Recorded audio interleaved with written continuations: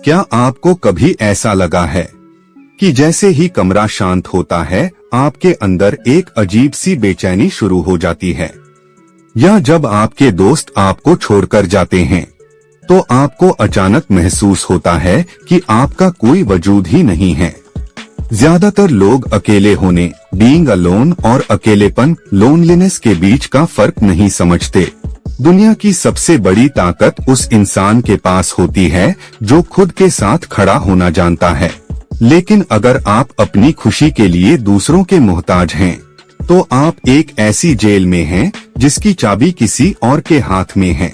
आज के इस एपिसोड में हम उन 4 मनोवैज्ञानिक संकेतों की बात करेंगे जो चीख चीख कर कह रहे हैं कि आपको अब दूसरों से नहीं बल्कि खुद से जुड़ने की जरूरत है। यह वीडियो आपकी जिंदगी का टर्निंग पॉइंट हो सकता है।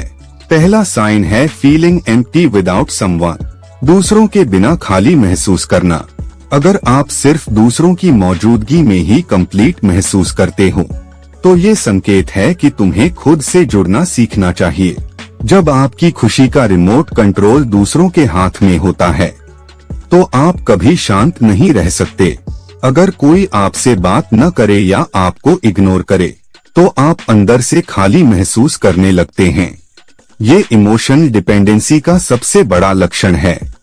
आप भूल जाते हैं कि आप कौन हैं।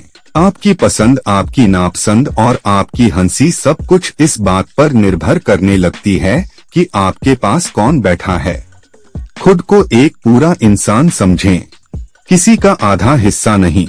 जब तक आप खुद की कंपनी एंजॉय नहीं करेंगे तब तक दुनिया भी आपको सिर्फ एक जरूरतमंद इंसान की तरह देखेगी। दूसरा साइन है अकेलेपन के डर में गलत चुनाव, tolerating wrong people to avoid loneliness. जब आपको अकेलापन डराने लगता है तो आप हर गलत रिश्ता भी सही मान लेते हैं। यह आदत धीरे धीरे आपका कॉन्फिडेंस खत्म करती है। अकेलेपन का डर इतना भयानक होता है कि आप उन लोगों के साथ भी वक्त बिताने को तैयार हो जाते हैं जो आपकी इज्जत नहीं करते। आप रेड फ्लैग्स को नजरअंदाज करते हैं क्योंकि आपको लगता है कि कोई भी होना अकेले होने से बेहतर है।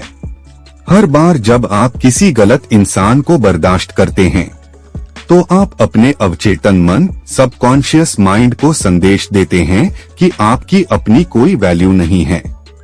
ये आदत आपको एक पीपल प्लीजर बना देती है। आप दूसरों को खुश करने के चक्कर में खुद को खो देते हैं। याद रखिए, बुरी संगत से बेहतर अकेलापन है।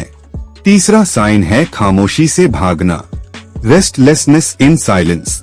अगर आपको शांति में घुटन लगती है तो इसका मतलब है कि आपका मन अब भी भीतर के शोर से भाग रहा है। जैसे ही आप अकेले होते हैं आपके दबे हुए डर, पुरानी यादें और अनसुलझे सवाल बाहर आने लगते हैं। इसी शोर से बचने के लिए आप हर वक्त फोन चलाते हैं या फालतू की बातें करते हैं। शांति आपको आईना दिखाती है और बहुत से लोग उस आईने में अपनी असलियत देखने से डरते हैं। आप जितना इस शांति से भागेंगे यह उतनी ही डरावनी होती जाएगी। खामोशी दुश्मन नहीं दोस्त है। जब आप शांत बैठना सीख जाते हैं तभी आप अपने दिमाग की रीवायरिंग कर पाते हैं।